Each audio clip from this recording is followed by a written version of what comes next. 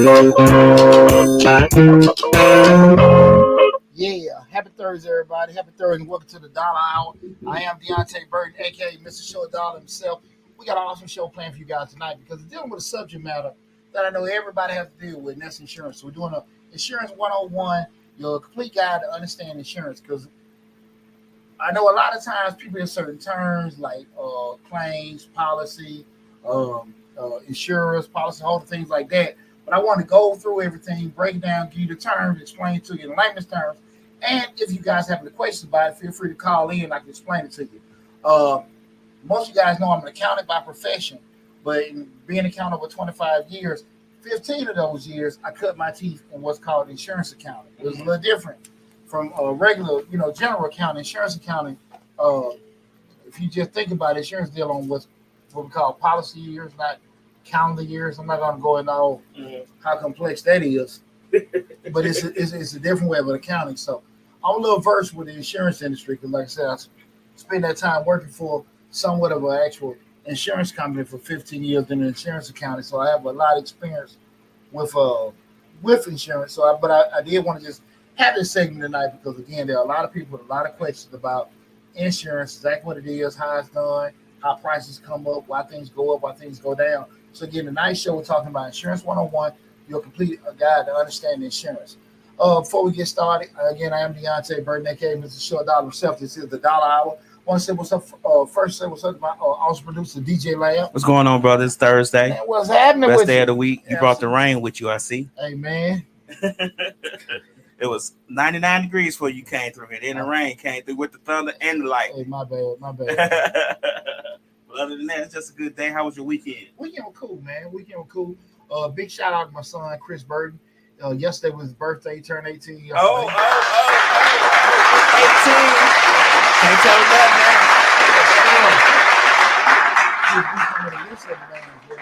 man. Oh, list of the man. Yeah. So, it was cool. We did a little. We were supposed to went out yesterday for his birthday. He wasn't feeling the best, so we did a couple cupcakes and stuff like that. And shout out my ex-wife, let me come over there and sing happy birthday and stuff. She could have kept me. Let me stop my shit. Right. Cynthia McCray said hello from St. Louis. Hey, what's going on, Ms. McCray? How you doing? She said medical insurance is what she's dealing with. Awesome. Okay. Well, listen, man, I think we have a great show. We started going through everything and stuff because I'm super excited about talking about the subject because I know a lot of people think they know, but they don't know until you have a situation come up, i.e. prices go up, i.e. get dropped from certain covers and stuff like that. You really don't understand the different parts or different branches of insurance, okay? I also want to say what's up to my other producer, Slick 316. What's up, Reek? What's going on? Right now we're streaming live on Facebook, YouTube, Instagram, LinkedIn, TikTok, and Twitter. Again, Instagram, Facebook, YouTube, LinkedIn, TikTok, and Twitter. I might have said it 2 or 3 times. The call-in number is 678-740-9894. Feel free to call in if you got any questions about insurance or you want to add anything to the conversation. Again, the call-in number is 678-740-9894. We're talking about Insurance 101, your complete guide to understanding insurance. Right with you before I get running my mouth, with all those platforms we're streaming on, the main platform is the Mr. Short Dollar YouTube channel. So whatever platform you're looking at, be it Instagram, Facebook, TikTok, whatever, go to Mr. Short Dollar on YouTube, subscribe to the channel. That way, if you have to leave in the middle of the actual feed or anything like that, you can come back to the YouTube channel and check out the video in its whole entirety. Also, we got over 700 videos on the YouTube channel for you guys to take advantage of with all the great information. With that said, we also released the remember a couple weeks ago, July 2023 grants. We did the grants for best grants for veterans. We did over 14 different grants and resources for any veterans want to get in business. Also, yesterday released 2023 best grants for women in business, small business grants for women. There's 10 different grant opportunities. So a lot of great information on Mr. Short Dollar. Yeah, just gotta go get it. Hey, just gotta go get it. You be on YouTube anyway. Hey, before I post the link, go check out the video. Right. What they ask me, damn, I tell you. Oh, gotta call. Thanks for calling the Dollar Hour. Who am I speaking with? I just wanted to make a quick question or say a quick question. Is it possible for someone to be overinsured? Well, okay, good question. The question is it possible for anybody to be overinsured? The question is Thank you. no, that's fine. You quite welcome. Are you gonna stay on the line? Because I got to ask proper question, right? Okay. Okay, the reason why I asked that when you want to be being overinsured, number one looks at the question you got to ask yourself, what are your insurance? And what I say, when we look at insurance, insurance is pretty much used to replace items, right? So if something get damaged, something get broke, we want to restore it back to a normal whole self, right? So when you say, are you overinsured? The whole point of being overinsured, if you just say, listen, at the end of the day, you're only going to be getting X amount of dollars from a certain thing. So say there are certain, let's take health insurance. Health insurance, you can have health insurance for two different entities, maybe your job, maybe a spouse job. The health insurance is only going to cover so much. They're going to have a ceiling, depending on one insurer. They're not going to come with one and then another one comes back and paying. Typically, the person that's the one whose birthday comes first, that's who the insurance will go up over. If you say to yourself that, listen, I want to cover a certain item, i.e., a house, i.e., a car, whatever, the insurance companies are only going to pay so much. And if they see more than one policy, because they share databases on a universal scale, certain things are only going to get covered so much. So you can't have multiple policies on a property, multiple policies on a car.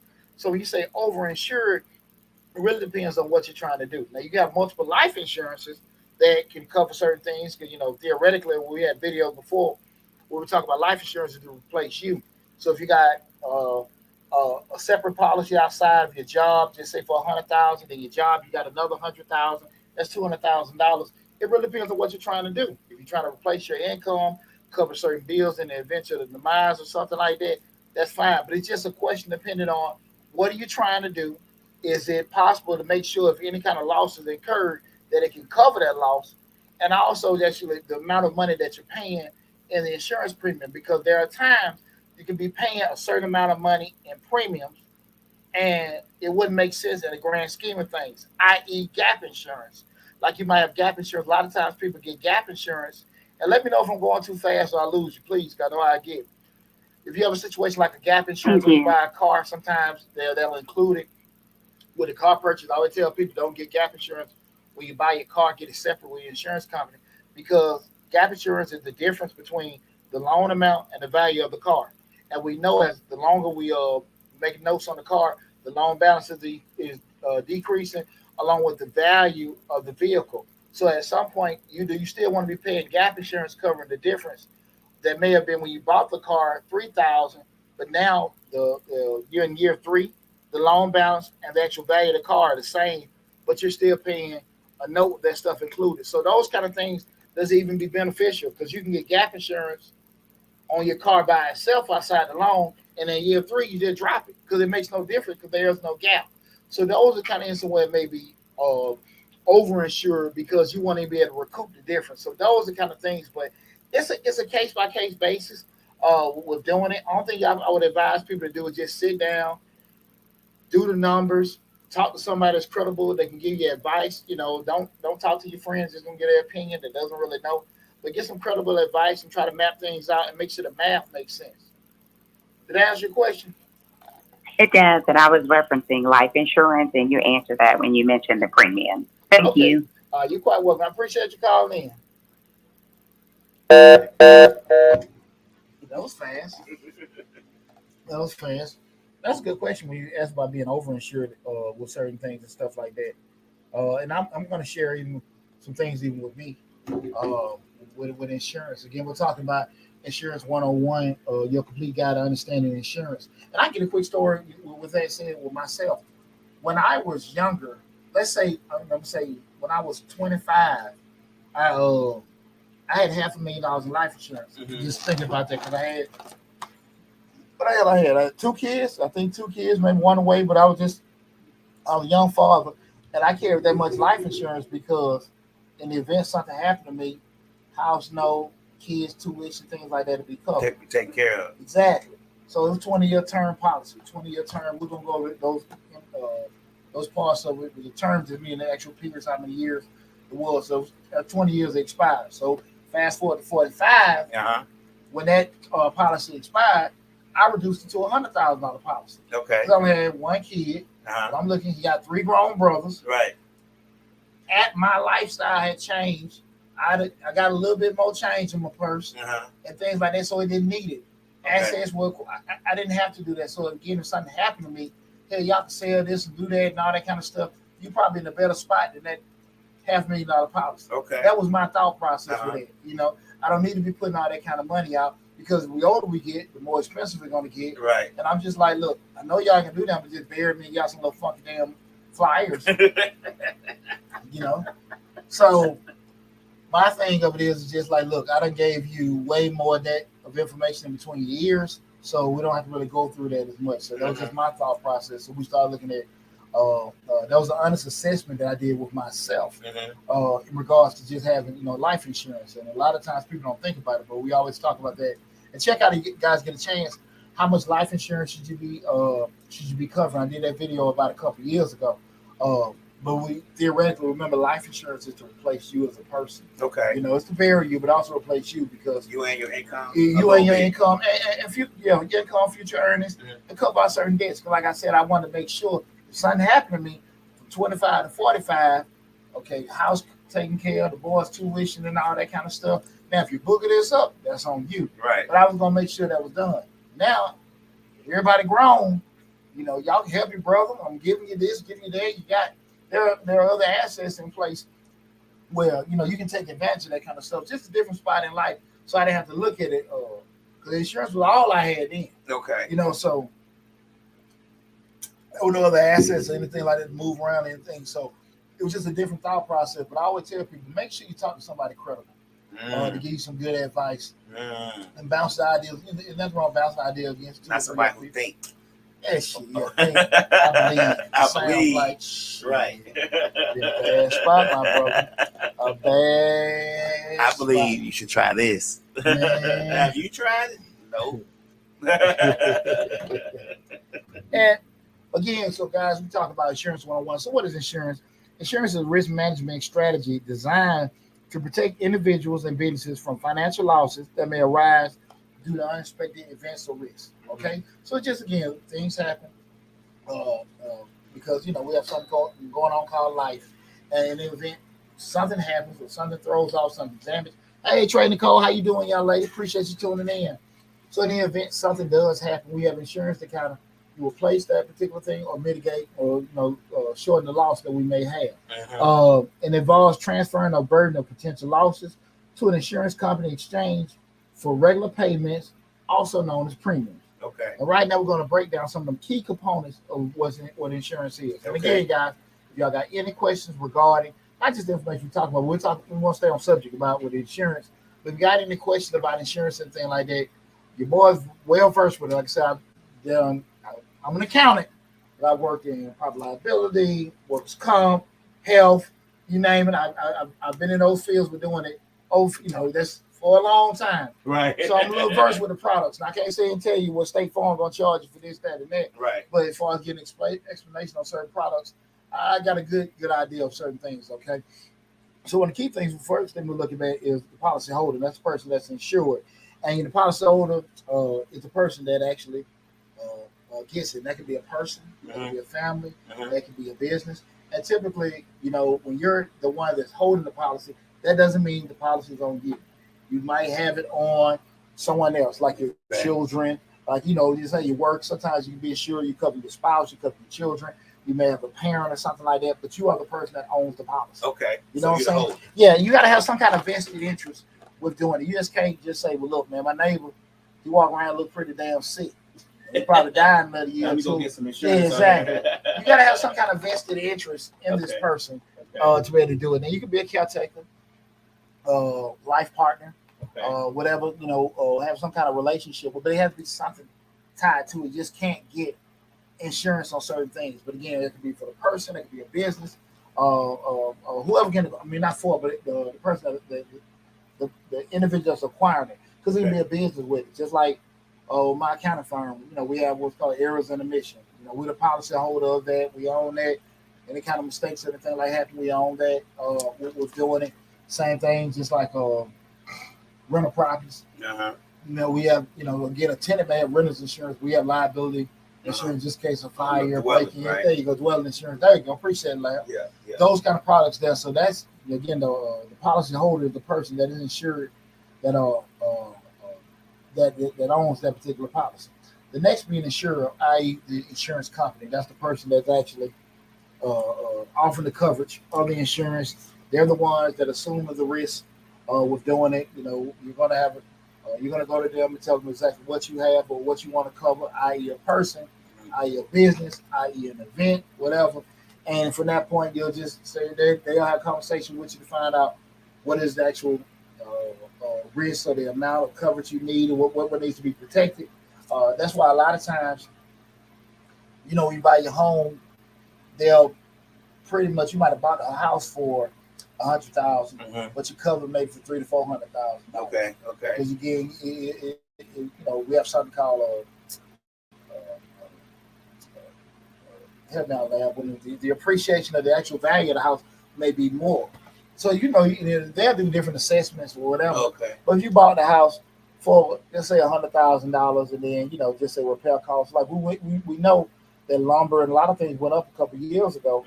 Those prices shot up. Right. So if you actually just went off with you purchased a home for, and now the value is $400,000, you're not going to be able to get the same kind of repair costs with that because everything goes up. Right. Not only did the value appreciate, but we all know the cost of living and everything else goes up. So the prices went up with that as well. So that's why you know you typically will see something insured more with that. Just like in your car with your car insurance, typically it's going to be insured for more than what it is. Even have attachments like medical and things like that. Yeah. They're actually going to monitors and exactly. Right. Exactly. Yeah. So that's that's what the insurer is. That's the actual insurance company. Guys, feel free to call in. The number is shit, I'm about to get the damn number. 678-740-9894. Again, the number is 678-740-9894. Feel free to call in if you got any question regarding insurance, something run across your mind. You know, as long as in the lines of that, you know, just you got a quick question about that'd be a quick question. There's a question about feel free to call in 678-740-9894. You just talked about the policyholder, the insurer being the company, and the next is the premium. Now I know a lot of times people hear the word premium, and the funky thing about insurance is that when people a lot of times have to get insurance, they just look at cost. How much it's gonna cost me a month? Yeah, but they never really see and get into the actual what is this, what is that, why they come with it. And a premium is pretty much the amount of money the policyholder is going to pay the insurer regularly. That might be every month, every quarter, semi-annual, however you do it. And that's to maintain the actual insurance coverage. So again, men, keep in mind that when you hear the word premium, that's what you're going to be paying the insurer to cover you. Isn't that the maintenance of the policy? They call that don't they use the premium as policy maintenance fee? I don't know that the maintenance fee, the insurance, that's just really the cost you're going to pay to get caught, you know, to keep that. I thought they called it the maintenance fee. And I could be wrong because they that's what they charge you each month to maintain that policy to keep it open. I guess. Well, that may be part of the premium. Okay. That might be part of the premium. The premium just, you know, whatever that part, like they said, you got $100,000 policy, they're saying that you got to get paid on an annual basis $3,000. And you can 36 for easy math, 3,600, and they say you need to give us $300 a month, or however you want to do it a quarter, whatever. So the actual maintenance cost probably is tied into the premium. Okay. You know, and when they come with whatever the premium is, that number is brought in by different factors. Or, you know, risk factors, that being, you know, if it's health insurance, your health, you know, a lot of times you see what they give you a physical, you see whatever it is, that take that profile of where you at, they kind of just make a risk assessment from there. When you get your car insurance, they're taking that factor of your driving record, the color of the car, your zip code, all that kind of stuff to take into consideration. Right. You get basic liability insurance for your business, what industry you're in, common errors, a lot of stuff is taken into consideration with doing the thing, with doing it. I always say, if you're looking to get in business, have some kind of broker on deck where you can kind of figure certain things out, because I'm going to tell you something, lad, there are certain industries that people don't think about until they have to get into it. And damn insurance be astronomical. especially when we start looking at medical, daycares and stuff like that. Man, that stuff's crazy. Right. And you think like, okay, well, it's one thing to be working in a certain place for a certain amount of years. You're great at doing that. But we start getting those operational costs together and stuff like that. Some of that stuff be astronomical, and you don't even know it. You know what I mean? Yeah. A lot of folks really underestimate, a lot of the actual fees, that get associated with it. So, especially when you're a small business owner, you're trying to open, the fee. Like when I used to manage shopping centers, we would require, no matter the size, to put it on the box of the store, the size of the store. Mm-hmm. The minimum would be, and that could be just an 800 square foot of space. We will require a minimum $1 million policy. Yeah. Because you have certain things that goes along with that store. Not only the dwelling itself, but people falling, tripping, all that in front of the store, falling in the store. So we would require a $1 million policy on the store itself, not including what we already have on the shopping center, but the store. To even lease the space, we had to see that policy. Hey, what's up, Chris? My son, Chris B. And we just said you just came in late, son. We just said happy birthday. Happy birthday, Chris. We just said happy birthday, my baby boy. That's my boy Chris. That's my third son. Happy belated birthday, bro. That's right. But to that point you just said, well, I was just mentioning about, coming in and make sure you got so much coverage. Lawsuits real. Mm-hmm. Lawsuits are real. So you got a lot of people that are sitting in the bushes waiting to trip up or fall in the hole or do this, my neck and my back. Shit. Right. All kind of stuff. We're Right. doing it. And just knowing, okay, look, if the FedEx truck hit you, I was sitting at intersection going through it, and the FedEx driver was turning on the street. And I'm thinking to myself, in her mind, she probably like, get the hell out of my way, I run over you. In my mind, I wish you would. I am rolling out of this car screaming. Right. I'm just sitting there like, I wish this damn Fed, just to tap my car. Uh-huh. Tap my car. Just a little bit. Game over. Game over. Because I'm talking, we call them stretcher, the record, every damn thing. Right. Man, and I know in her mind, like, look, you holding me up. Right. Okay. It's about to go down. I'll sue the shit out your ass. It's going to be Poochie X. There you go. And that is the premium. Like I said, pretty much, guys, that premium is the actual amount that you're going to pay that the policy that you have to pay the insurance company to actually hold that insurance. Again, like I said, that numbers came up with for that premium is based off several factors that can vary from person to person. Mm-hmm. Me and Lab can have the exact same car, same price we bought it for, but our insurance premium may be different because based off the risk profile that we have. And everybody has a different risk profile. Mm-hmm. And people have to understand that. Isn't that attached to your credit too? Think about that. I don't know. I don't know. I've heard certain things. As far as it's been attached to your credit, but I don't know that for sure. But I do know at the end of the day, when you have certain claims already based on it, the industry, driving records, health records, and stuff like that, that can be, it changes a lot. Mm-hmm. That's why you see a lot of times, companies right now they try to give people incentives to join gyms and stuff like that because premiums are through the damn roof. Right. So you can see everybody, people may be prevalent with heart disease, diabetes, blood pressure, and stuff like that. So when they looking at it, you can't discriminate nobody, but they looking at it like, look, man, we're paying like the astronomical cost on the employee side to pick up that. You're gonna be paying like it gotta make sense to do this. So that's why they try to get those incentives. Not they really. I'm just be honest with you. I don't think any of them really care about the actual well-being of the employees. Health or anything. Well, let me change that. But for the most part, a lot of them incentives are given to reduce actual insurance premiums. Okay, remember that's the premium is the amount that you will pay the actual company, right? Anybody got a question? Anything? Slick says that they didn't used to pull your credit, but now they pull your credit at MVRs for the insurance. Yeah, well, I know you got to put an MVR. Say hey to your mama. What's up, mama? What's going on? Facebook. Mama Facebook. Hey, mama, what's going on? She checked me, but I ain't catch her last time. Oh, okay. I told her she called her late. She came switching over and everything. So that was insurance premium. The next part is actual insurance policy. Remember what I said, guys? If whatever platform you're going to, you can always go back to Mr. Short. Chris said, thank you. You got it, bro. You can always go back to Mr. Short Dollar on YouTube to check out the video in its entirety if you came in, in the middle of the show. So we already went over the policyholder, the insurer, the premium, and now we have the actual insurance policy. And the insurance policy is a legal contract between the policyholder and the insurance company. Mm-hmm. It outlines the terms, conditions of the insurance coverage, including what's covered, what's excluded, the limits of coverage, and the responsibilities of both parties. So you ever get a chance to look at your actual insurance policy, a lot of times you'll be able to see. You don't have to even think about.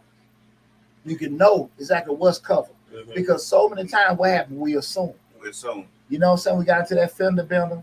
Now we finding out, hey, listen, I didn't have enough to cover this. I'm not covered. I thought I had roadside. That's a big one. Right. I thought I had roadside. I thought I had rental insurance just because I got in the wreck. All that stuff is outlined in your policy. You'll be able to see that. But far too often we get rushed when we're trying to go through certain things. And what I said at the beginning, we're so concentrated on the cost of the premium. The monthly premium. Just say, and we'll just ask some question. Is it fully insured or is it liability? Mm-hmm. And all other shit that we may need to come along with it, we're not even thinking about it or try to do any kind of due diligence to make sure it's there. Mm-hmm. But we just say, look, I can't afford this. Mm-hmm. This is what I can afford. And they say, look, I can get it down to here. Cool, run it. Now, again, you might got a shell of a shell. It may be full coverage. Lady Line Lady Love, you came in late. We did discuss life insurance, and we probably double back to it. But you came in late. Got to come at the beginning of the show when it starts. But we did discuss life insurance. You got to make sure you go to Mr. Short Dollar on YouTube and check the video out in its whole entirety. Right. That. And I appreciate you, Line Lady Love, tuning in and everything. But that insurance policy is a big thing because a lot of times people really don't take the time to look it over. Because again, like, look, I can't afford that, but 2 or 3, can you get it down to this? Can you get it down to that? I've heard it. I felt it. Hell, I had to say it before at different times. And you don't really think about it to what? Your ass get burned. So you need it. Like, damn, man, I ain't got a rental car. No, you didn't have that on there. Right. Or you didn't have certain things. You're like, what do you mean? And a lot of times, man, I think people get confused when they say full coverage. They think, and I learned this from Slick, they think that full coverage is full coverage. Like it covers it. It doesn't. It doesn't necessarily cover rental cars. And, and when Slick was getting insurance, she's like, man, I always make sure my such and such, this. I never thought of it like that. I ain't never went through a price like that. I always just point and click. Give me that. Thank you. Walk out the store. I had a tenant.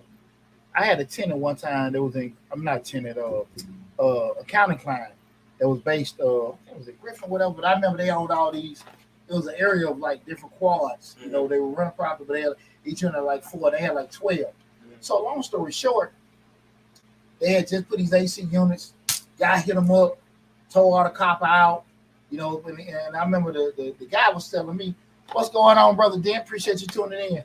The guy I remember the guy saying, "Look, I felt pretty cool because he knew he had insurance on it." Come to find out, he had the actual the dwelling covered for fire, storms, and things like that, but he didn't have it for theft. Oh, and they didn't put that on there. So you talking about 4 or 5 units, and I think 4 or 5 units, and the whole auto copper was out. Shit, now you talking about maybe $10,000-$15,000. Right. And all this stuff is sabotaged, and they got to come out of pocket for that because he didn't have coverage. Man, he had to just damn eat it and lose his crib.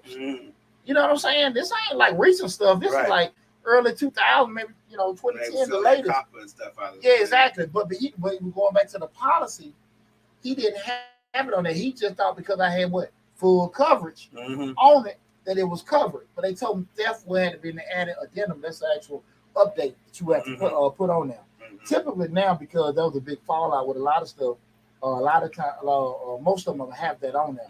But it is a main thing, guys. I will tell you, if that's a rental property, you better make sure you got theft on there. Because if somebody breaks into your house, don't assume that because you got a mortgage with insurance on there, that theft is on. Make sure you check that. So I just want to let everybody know that if you haven't, to check to make sure theft is on there, because somebody can break into your house and certain things ain't covered. Just like certain things with storms, it may just be. That's a tricky one, right there. Yeah. Well, that's what I'm saying. Tricky with that. Yeah, but that's why I say you need to just have them conversations with that. Hail, wind, lightning, things like that. Some things are covered, some ain't. But again, we can get caught in them numbers, and miss out on some things that like you don't think about it till it's too damn late, or till you stuck with something that you can't get fixed. On that rain and stuff, those insurance companies tricky on that. So they'll say if it floods, they'll say it's a natural disaster. You like, no, the rain caused the flood. It didn't just start like, you know what I'm saying? And it all depends on who you got on the phone. Right. That shit really depends. When you start trying to explain and argue, man, whoever you got on the phone with you, that's the thing about it. Because like I said, man, your mind, you actually got full coverage, but it is deemed under law with the basics. Mm-hmm. But them other things like theft, certain storms, certain fire, and shit ain't all on them. Mm-hmm. Even after 9/11, nobody had no coverage for damn planes running to buildings. So a lot of folk got ate bad with that. So a lot of things we got to kind of think about. What we have now, we have something called mass shootings. Mm-hmm. All this stuff, man. Look, think about that kind of stuff. So depending on what you're trying to show, trying to cover, it's very, very important that you make sure that you look at your insurance policy to make sure you have everything covered. Okay. Yeah. You might say something like that. Lion Lady Love 2 says full coverage is not what it used to be. Higher amount of the premium, the lowest the bill. My deductible is $1,000, and my house's deductible is $2,000. So she's saying it's not what it used to be. They've changed up some things on the full coverage. Slick says that a tree went through my aunt's house, and that's true. A tree went through her aunt's house, crashed the kitchen, everything. This is house insurance, house insurance, and it still wasn't enough to fix a house. There were certain parts of the house that didn't get fixed. Well, I just went through that 2 years ago. Right. Well, it just finished. It took them over a year to do the repairs. Right. Fortunate enough, I was able to cover everything and stuff like that. But again, that goes back to what I was saying earlier. You got to be an assessment, because if you got a house that you deem, and they may or may not send assessors out there to look at your house because you may have a dwelling. Because I know my rental properties, I think they go out every 2 years. Mm-hmm. They'll send somebody out there to just see, okay, like, is this roof fine? If they see certain things messed up with the house, they'll send me, hey, listen, we're going to give you about 2 months to get these repairs done. We're going to drop your rental, the insurance on these rental properties. You got to get some repairs done. So if you have, coverage for $75,000 on something, and listen, we've had inflation, we've had updates to actually the value and stuff like that. It may not be covered. So you got to make sure that you be savvy. That's why I want to have this actual show, because a lot of times people just don't know. They think they know, because when we hear terms like full coverage, it's going to cover the full thing. No hell. There are caps on everything, right? So we need to make sure we kind of verse with it. And again, guys, if you don't know, find somebody that can help you. Find somebody that can help you, because most of the time, again, we go into it what we can afford. And be prepared for the answer. Like, okay, cool, we can update it, but it's going to be $300 more in your insurance. I can't afford that. Hey, that's what you asked for. Hey, what I'm just saying, right. You got to be realistic. We're doing that. Sometimes you can't afford not to pay certain things. Right. That makes sense. But I dig it. I understand everybody got different things going on, but you need to try to make yourself as equipped as possible with all the information that you need. That's what we want to be able to do. We homeowners, we're looking at health insurance, we're looking at car insurance. We want to be able to gather as much information as possible, and then we can make decisions about what we do and what we don't need, right? So that's why I want everybody to be thinking about. Again, tonight's show we're talking about Insurance 101, your complete guide to understanding insurance. This is the Dollar Hour. We're streaming out live on Facebook, YouTube, Instagram, LinkedIn, TikTok, and Twitter. The main hub is the Mr. Short Dollar YouTube channel. You can Google it. You'll see this handsome face pop up. Subscribe to the channel. So even if you came in the middle of the show, you can go to the YouTube channel, see the video in its entirety, and also all those other 700 videos on the YouTube channel. The next thing we're going to go over is basic what coverage. So people hear what's covered. And when you hear the term coverage just refers to the protection provided by the insurance policy. It specifies the type of losses or risks that the insurance company will compensate the policyholder for if they occur. Different insurance policies offer different coverages based on various risks, such as health issues, car accidents, like we talked earlier, property damage, and more, right? Especially a lot of times you get in business, depending on what type of industry you got. Okay, let's start thinking about, like, you got a club. Ooh, nightclub. Yeah, a nightclub. Where they got shoot 'em up, bang, bang, they in the club. Right. Those kind of things, restaurants, with fires and all that kind of liability. People slipping and fall and all that kind of stuff. Daycares and stuff where you got kids can get injured, they may have an attack, certain things. That stuff is through the damn roof. And again, if you get into it, like, look, I can make some real nice. My pie's kind of like patty pie, and that's your thought process of getting into this shit. You ain't really thinking about, Right. hey man, look, all this other kind of stuff. Right. And coverage is something else. Mhm. And sometimes depending on your risk profile, again, that risk profile being, just looking at all the things in regards to your health, your industry, what we said, motor wreck, whatever. So they may not cover certain things. That's true. Lion Lay Love says during the freeze back in December, people pipes were busting. That wasn't included in the coverage. And that's something. Mm-hmm. And that's something. But see, the thing of it is just you could have got it updated, Mm-hmm. but you don't think about doing it. Right. Why? Because in the state of Georgia, you don't typically look to get a freeze addendum or something like that. Right. But it'll be, say you go up north, those things happen, maybe a little bit more common. Right. They're going to have that thing. You know what I mean? Mm-hmm. Right? So typically they'll offer certain things that are actually regionally more common with doing certain things. They got that problem here, the pipe busted here. Yeah, well, I mean, shit. I was there the other day. And they're doing that freeze. And luckily she has an uncle that does that plumber. So it wasn't that big of a deal. But yeah, it was at first. A lot of stuff we don't think about. Right. It's just like if you're staying on the coast, let's say you're in Florida, California, you're going to see more hurricane policies and things like that. You may see some flood. You probably see more if you're near like a flood zones. Mm-hmm. Insurance things covered with that and stuff like that. But outside of that, if you're not near a flood zone, near an ocean or a lake, anything like that, a flood addendum, that's not going to be put on there. Right. And if you have like a creek or something across the street that you're not thinking about, you got to bring that to, the insurer's attention to do that. So that's the thing a lot of times we don't think about, but when it happens, it hurt us bad. While you speaking of the floodplain being close to Florida, something I found out recently, and I thought about it, but I didn't really. They confirmed that insurance companies have insurance companies. You get what I'm saying? Because in Florida, the insurance company is pulling out. Farmers is pulling out, like Lion Lay Love says, because their insurance won't insure them for Florida. Yeah. So they have no insurance companies. It's all state funded now. Typically, the way insurance, this is not what it shows, is just knowing. I work for an insurance company. We were a self-funded insurance company. Typically, the way insurance companies are funded is that they'll get all these different brokerage firms or whatever that actually specialize in funding insurances, and they'll take those actual premiums that they have, pool them together. They may be different insurances together, and get them put in different brokerage firms, and get they need hundreds of millions or billions of dollars to kind of do it, because at the end of the day, if you start looking at it, 9 times out of 10, most people are not going to have a catastrophic loss with a car accident, or fire, things like that. But you got so many people paying those premiums, they can take that dollar amount, put in certain brokerage or vehicles, whatever. It's growing at enough that the actual dividends or interest rates that the actual product is growing at is going to be much bigger than the actual premium. When they're writing bad policies, i.e. the people that have a history of losses, a history of tickets, things like that, that's when things kind of work against you. Okay. That's where we're going to get back to those actuarial people, those people that actually focus on those kind of things. We're doing it. But typically on the bigger scale, they'll have saying they insure it, that's how a lot of them self-funded. I know when the company I work for, we dealt with most of the counties in the state of Georgia. And that's how we self-funded. We're doing it. We just use certain, there are companies out there that actually help pool in those particular funds, and actually, just the amount that's invested, those actual disbursements, the interest or the dividend from that, is usually can cover, most of the time, can cover your losses on an annual basis and everything we're doing it. But it's just a funky way they can take this profile, get the right amount for you to pay the premium, and it'll work out. We're doing that and stuff like that.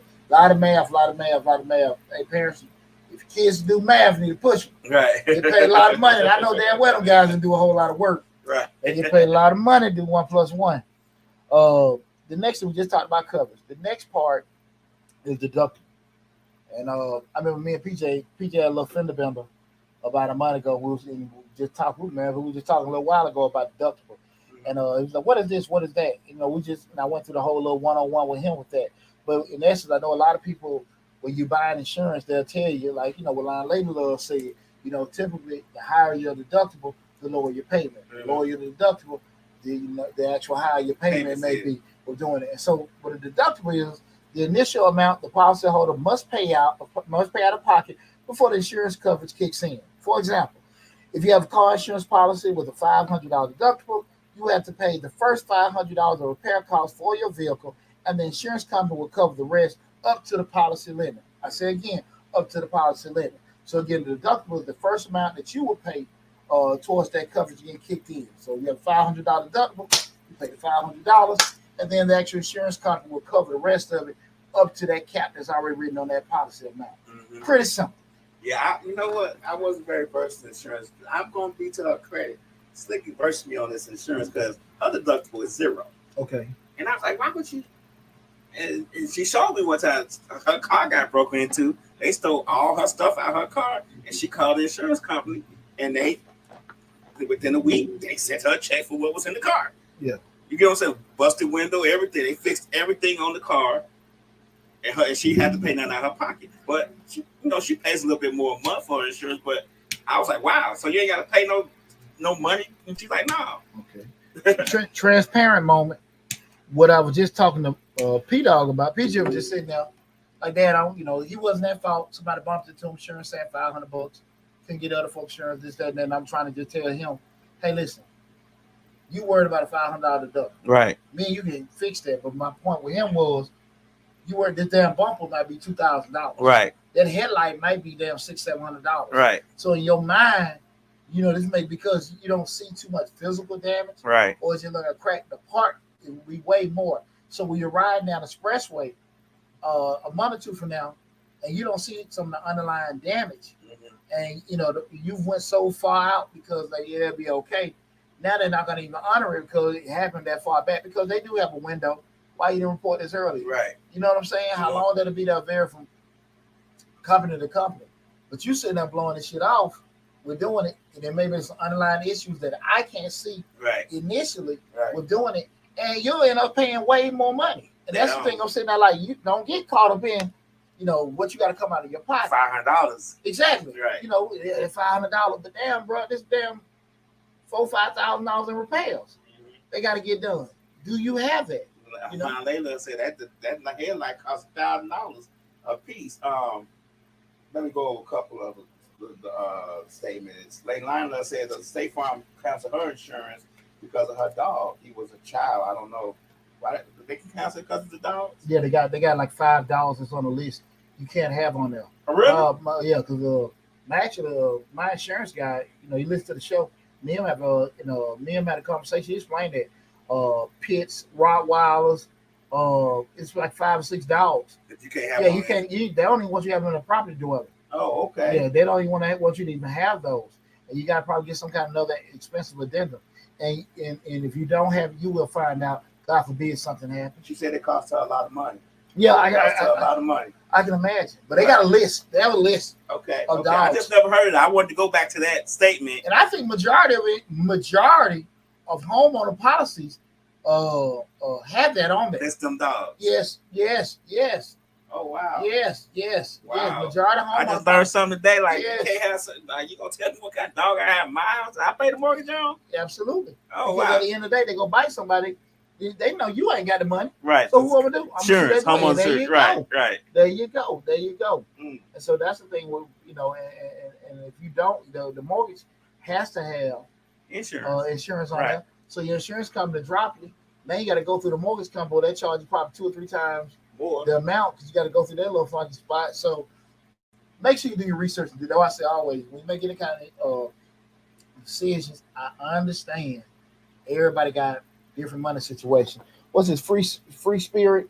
5061. Hey, how you doing? Thanks for tuning in. That's a true statement. Appreciate that. Thanks for tuning in. That's on TikTok. We can't get caught up a lot of times just that month we got to pay here each month. I understand everybody got different financial things, but you got to understand when things happen, you got to be realistic about it. So I know we see that. Hey, listen, I can't afford that deductible. Like you just said, we're doing that, or I can't afford that monthly payment. Let me get a higher deductible.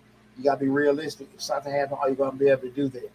Or you be riding down expressway with the damn hold up. You see them folks, man, like them Credible Hook them punch their car on a 2023 whatever, and the whole damn bumper caved in. You know, like damn, you know what I'm saying? Because they don't want. always said they kept the check.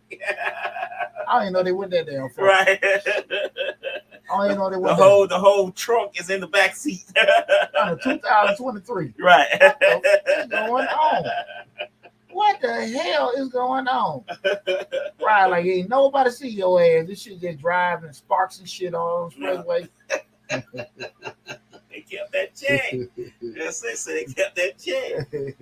Boy. So they said people need to know that what comprehensive insurance covers. So Absolutely. That's why I say when you're looking at it, you got to make sure you savvy enough to not just be so. And again, reason why people don't because they're so focused on what I got to pay a month. right. And I get it. I get it. I understand. I need this car. I got to get this house. I got to get it, and I really can't. Do all this. Do all this. Right. I understand. Right. And sometimes you can't afford not to skip.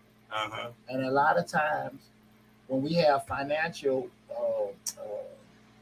mishaps in our life, it's usually due to things that we skip. You know what I'm saying? We got Mr. Charlie to put the lights up because he was cheaper. Got a whole damn house on damn fire. Mr. Tyler, You know what I'm Tyler saying? always cheap. Got your cousin come and do the damn plumbing. Right. Water and shit coming all out the damn sink. You know, you can't call your baby dad for every damn thing. Set your shit on fire. Sometimes you gotta get a professional. Yeah. You can't afford, man. Let me tell you something. And I'm speaking with personal experience. Cat I know, man. I ain't gonna say his name, man. We cool brother, man. I call myself this about maybe almost 20 years ago. Young guy trying to just save money, getting quotes. Shit is high. Get this guy. Cause you talk to average handyman, it ain't shit they can't do. Right. So they ain't gonna knowing they ain't never did plumbing, knowing they never did electrical. Now they may can put a damn doorknob or something on, Right. because they work Change part time locks. in the apartment, right? But they gonna tell you like they can just do everything. Right. You like okay, cool, because you see what he got some paint on his hands and shit. His clothes dirty. Yeah, clothes dirty and stuff. Man, go there and tear your damn house up. Now you gotta turn around, pay somebody, 2 or 3 times to fix not what you needed at first. We just need to repair. Mhm. You gotta get him to fix his shit, Yes, then get it back the way you want. Right. So You know? you're paying double. So sometimes, like I say, man, listen, I'm speaking out of personal experience. Trying to be Mr. Cheap Dollar, blew up in my damn face. And then a lot of people don't realize that the professionals have their own insurance. So if they come in and mess up something in your house, the insurance gonna pay for them to fix it. You got a cheap landscaping guy, Mm-hmm. you don't put all the $1,000 in damn the irrigation system to get your lawn water. Man, you want to go to this guy who ain't got a legitimate company, they run over your shit. They can't afford to fix that. Right. Hell, they need that damn money you need to give them. Right. So Right. you got to be smart about that, man. And all of us have done it. Not I said all, Yeah. but a lot of us have done it. And I'm just actually out of personal experience. Some shit you just can't afford not to pay. I Right. want to leave that at that. The next thing we're talking about Insurance 101. Getting a better complete understanding of what insurance is. The next facet of insurance we'll talk about is claim. Remember, guys, you came in at any time, in the middle of the show, you can always go to Mr. Short Dollar on YouTube and check this whole video out in its whole entirety. So I will recap all the different pieces that we talked about, just exactly talk about at the end of the show. But if you just came in the middle of it, you can always go to Mr. Short Dollar on YouTube. Just Google it, and the channel will pop up. And you see this video in its whole entirety, okay? The next facet we're talking about Insurance 101 is claim. A claim is a request made by the policyholder, i.e. you, to the insurance company for the compensation for a covered loss or an event. When an insured event occurs, the policyholder contacts the insured to initiate the claim process. Mm-hmm. And a thing that I learned a couple of years back, I had a friend of mine works for insurance, doing insurance litigation. She explained to me because I was just like, because the thought process is that if you have an accident and you're not at fault, it does not affect your insurance. Mm-hmm. But that's not the case, because just like when you get insurance, they pull your motor vehicle record. They also pull something what's called a clue report, Mm-hmm. and a clue report lists your insurance claims. Is either 3 or 5 years. I can't remember, Mm-hmm. but all claims, regardless if you're at fault or not, Mm-hmm. regardless you're at fault or not, but as long as you're on a clue report, that's still a ding, regardless it's a claim that you did. It's on motor vehicle. Well, it's Or with insurance. all insurance. It's with insurance. Okay. The motor vehicle is just speed and accidents and stuff like I'm that. saying that the clue report is on motor vehicle. It's on all insurances. Oh, it's gonna be on all. It's gonna be on all. Yeah, just Okay, claims and everything like that. But I'm pretty sure car when they put on cars, they ain't gonna worry about that. They're just looking at the claims of that, or what's doing it. So you gotta just something to just be kind of, just thought processing with doing it, because a lot of times people will say, well, listen, guy bumping from behind, I'm finna get paid, and you turn around and get your couple $1,000 check, but then you start looking, damn, my whole premium went up. Mm-hmm. You know, you're supposed to have an average, what is it, 4% increase each year, whatever, you know, or what they're doing. But you're like, man, this shit went up 10%. Then they're going up a little bit more because these claims were filed, even though you weren't at fault. Mm-hmm. But just keep it in mind, the clue report is going to be still listed on there. If somebody knows the exact tenure of being on the clue report, please chime in. Some beautiful say it's not supposed to affect your rate if you are not at fault, but that's what the clue report is about, That's right? what the clue report is Let me about. look it up for you and see. Go ahead and finish talking. And if they got it, but again, they might not have it. call your insurance company. Call insurance, because what happens is a lot of times your policy goes up. You may think it just went up. It's not going to go. You know, like if you get a ticket, and then you'll get like a notice. Well, this has happened to me, and I think it's kind of common. If you get a ticket today, you may get a letter from your insurance company. Your premium immediately goes up. Like it may just be whatever it goes up. It immediately will go up because it's adjusted because they got that letter from the motor vehicle motor vehicle office, and they'll update it immediately, right? So maybe a week later, your insurance goes up. The clue report is not going to get adjusted until that annual premium. It's not going to adjust to the annual premium. What you about to say? Clue report, comprehensive loss underwriting exchange. There you go. What's on there? What it contains: your name, your date of birth, your policy number, date of loss, type of loss, amount the company paid, description of the covered property, property address for homeowner's claim, and specific vehicle information for auto claims, payout money, set up a file for a possible claim, formally deny a claim. So this is what companies report. That's what's in the report. How insurance companies use the clue report.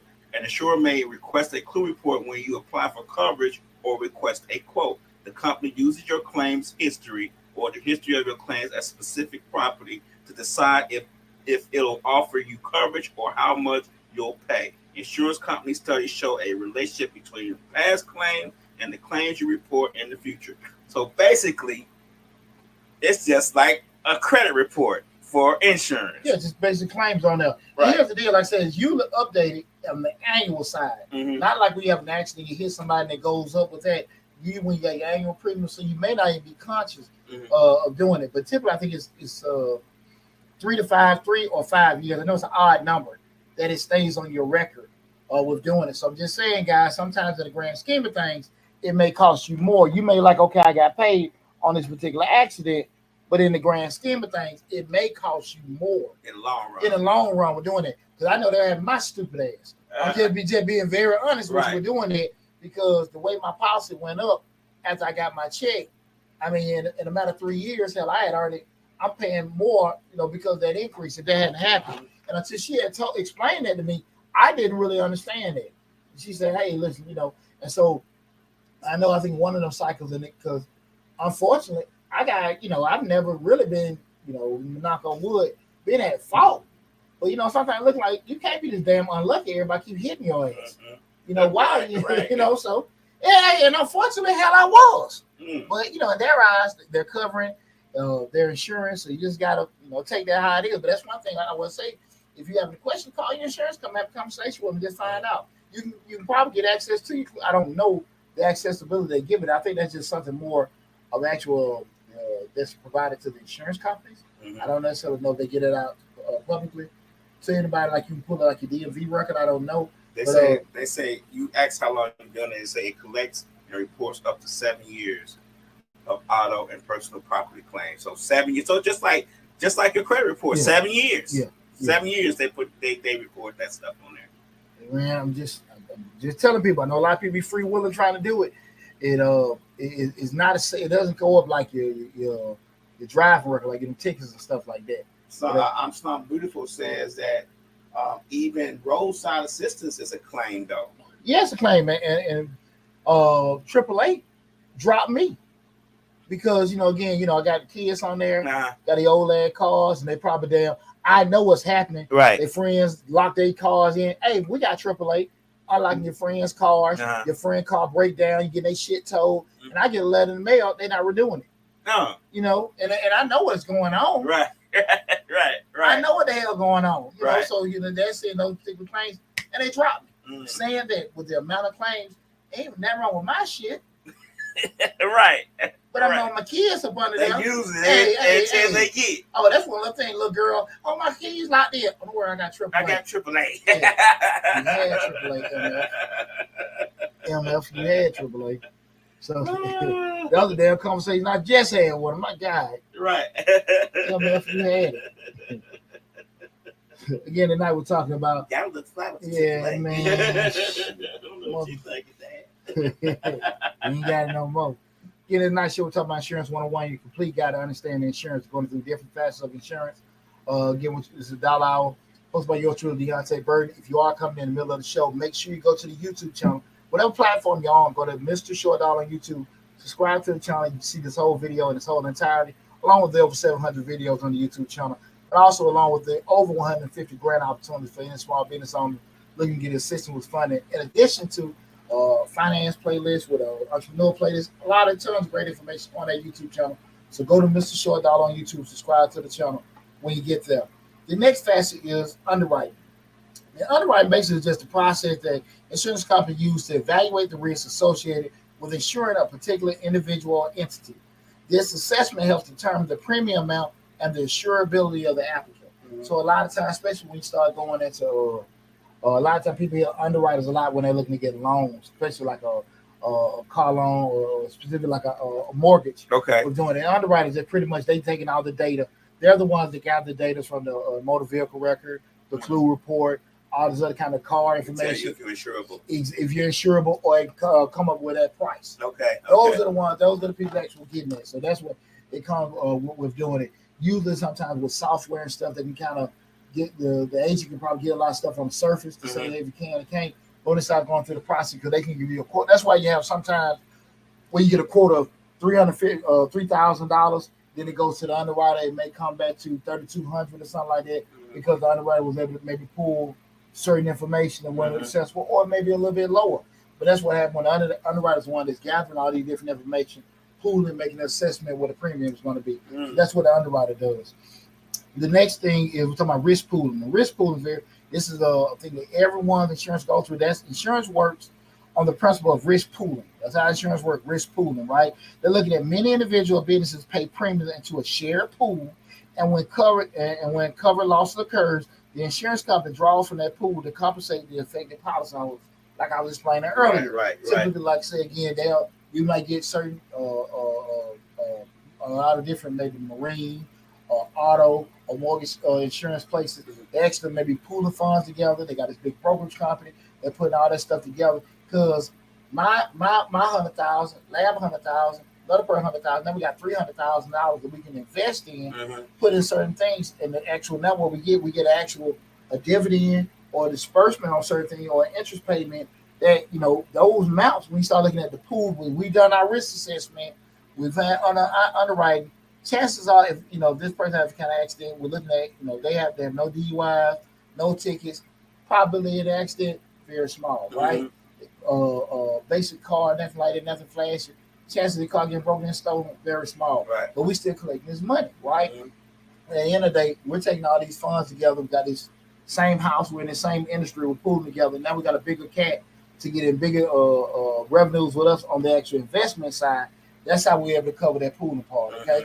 That was a very funky part about insurance accounting, understanding that side of it in regards to that money, how those funds were set up, and how we could see honestly if you was in any kind of risk or if you had like a big surplus. Sometimes you may have certain discounts available to you, or you may get an actual a rebate check back from your insurance company, depending on how them investments went on a particular year. So it's something kind of keep in mind.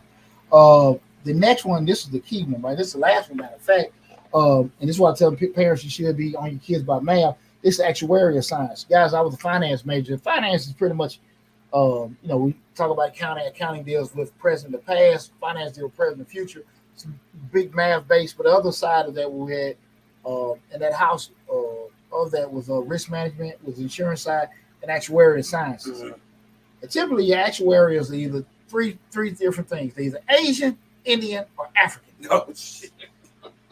Okay. Typically, you have people that are actuaries. Okay. Asians, Indians, or Africans. Okay. Straight walking calculators. Okay. And actuarial science involves using statistical and mathematical methods to analyze and calculate insurance risks and premiums. Actuaries play a crucial role in designing insurance policy and determining appropriate premiums. And I say, man, they come out of school making $80,000. I'm right out of school. Right out of school. Right. I say they don't need you to be sociable. They don't need you to talk. You don't need to sell yourself. They have probably a damn 100% hiring rate. But I'm telling you, dog, like typically, I've seen it. Most of them are Asian, African, or Indian. And I mean, just straight people have strong math bases. Because again, they use that statistical data where they can look at, black, white, age. That's why they get that stuff. You can hear it, and they use the explanation. Typically most rare cars get stolen out of that zip code. They're the ones that actually calculate to know, hey, that zip code is a risk, is a high risk, whatever. But that's what those actuaries do. They come to that assessment. So we're gonna rehash everything, guys. I got one question. Sure. Question. A couple of statements too.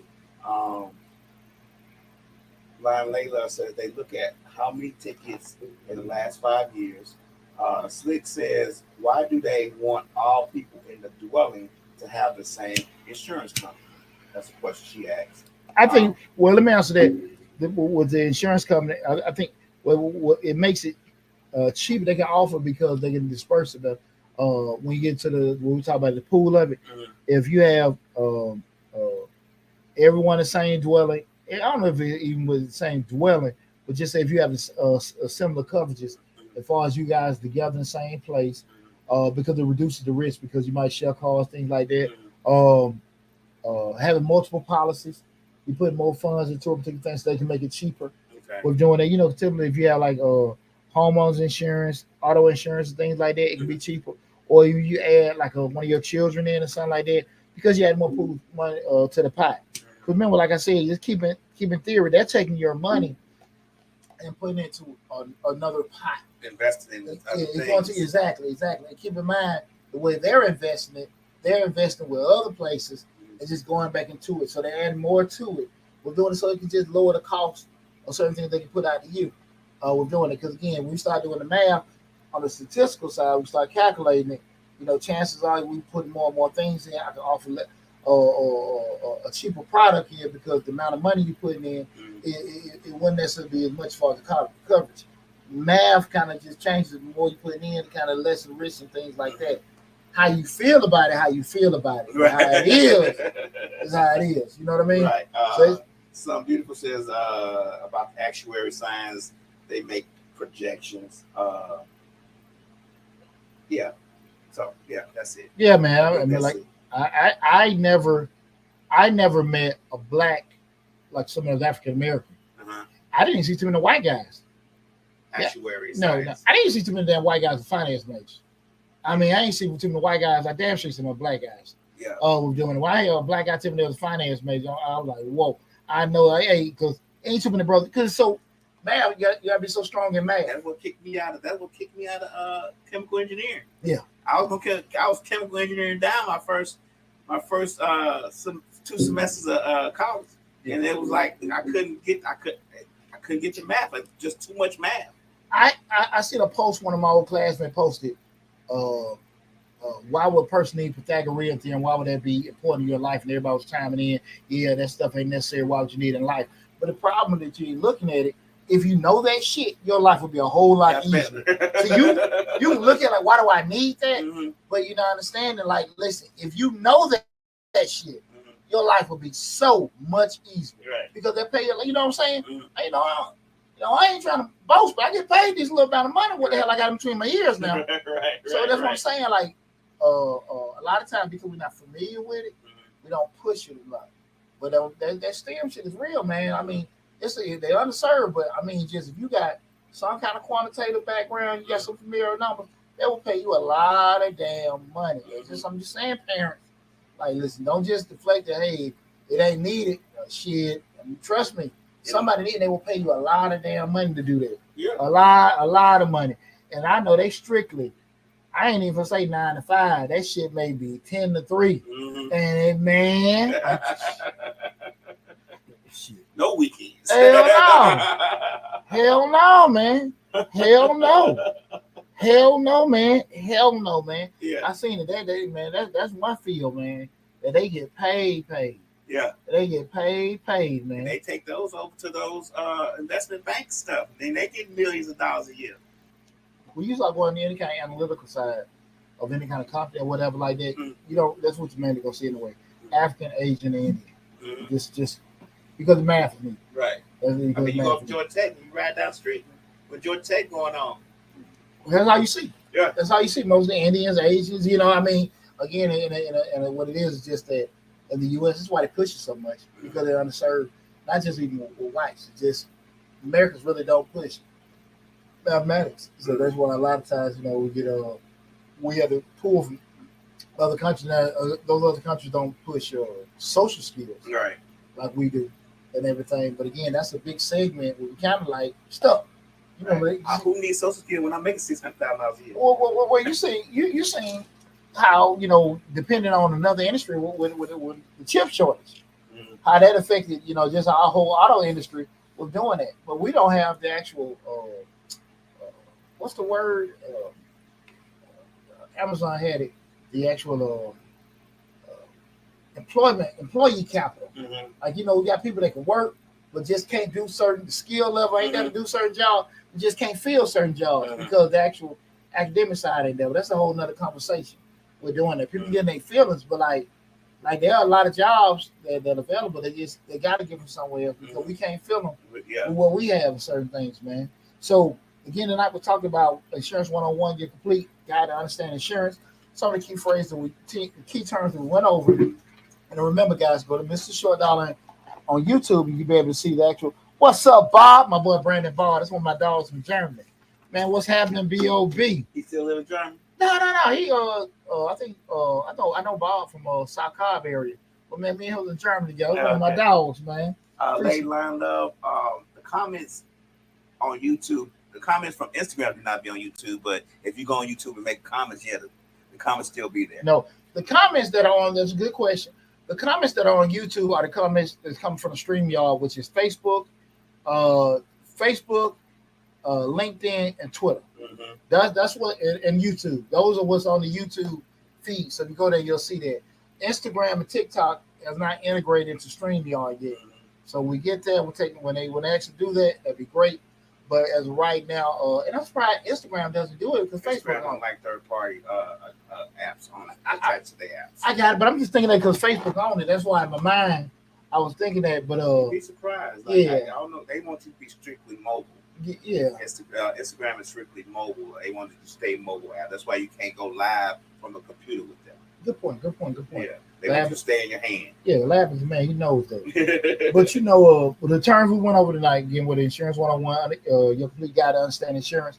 The first one being policyholder, insured. That's i.e. you, the person that actually get the policy. The second was insurer. That's the insurance company. That's the person that's actually going to issue out the insurance. The next one is premium, and the premium is the amount of money that you're going to pay on whatever basis, be it monthly, quarterly, annually, semi-annually, annually, to be insured. The insurance policy is the actual legal contract that the policyholder and the insurance company will have together. Then we have coverage, which refers to the protection provided by the insurance company. Then we have the deductible. The deductible is the initial amount paid by the policyholder, so you can start the whole process to get your coverage started, right? The next one was claim, and the claim is a request made by the policyholder with the insurance company for compensation for the covered loss and event, right?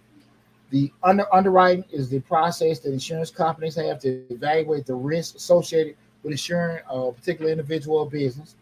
Risk pooling is insurance company where they work together to actually pool certain people depending on their profile, where they actually have funds put together to match certain people with certain policies they need. Actuarial science, again, that involves the actual statistical mathematical methods used to analyze and calculate certain risks or insurance premiums. Listen, guys, we all got to, if we're, not living in a cave, you probably have to have some kind of insurance associated. But again, I want to have the whole basis of having the show tonight was to have that conversation with you guys, give over terms. I wish more people called in because I know a lot of y'all got questions, but I do appreciate all y'all that did chime in. But guys, remember, make sure you do proper due diligence and finding out because we just having this conversation tonight. I think a lot of people ask me like, "Damn, I didn't know that. I didn't know that." And it happens all the time. It's not uncommon.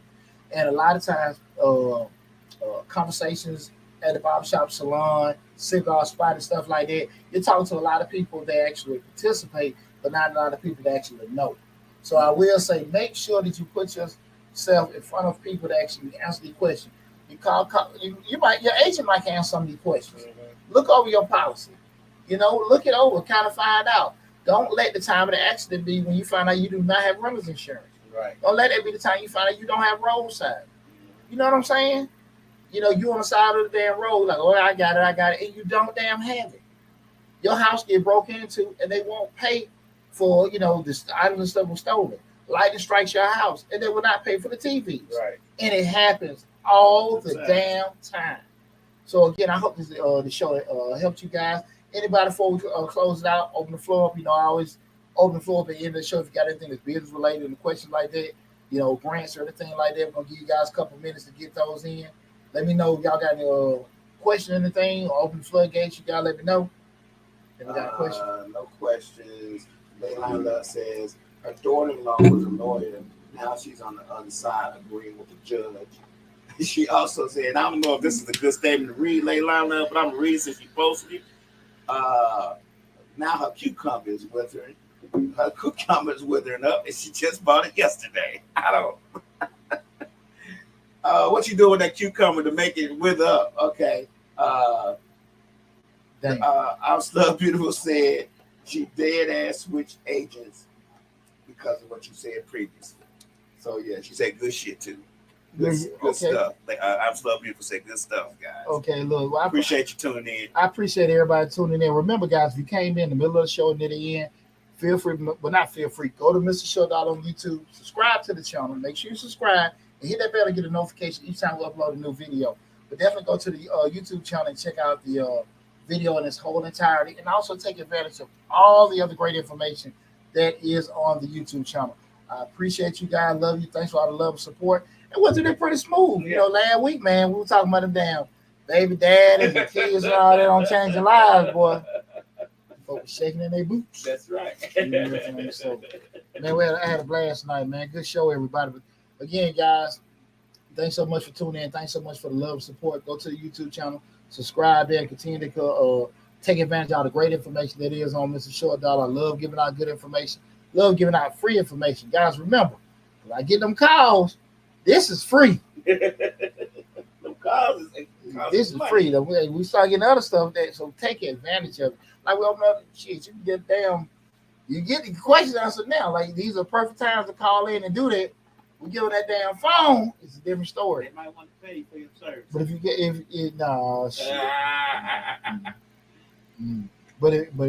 if you do later on do have any question or anything like that, I will say this.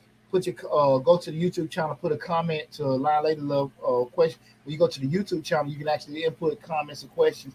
I am very active. I usually take no more than a day or so to get back while I'm checking the feeds or the comments on the YouTube channel to ask if anybody got any question or anything like that. Okay.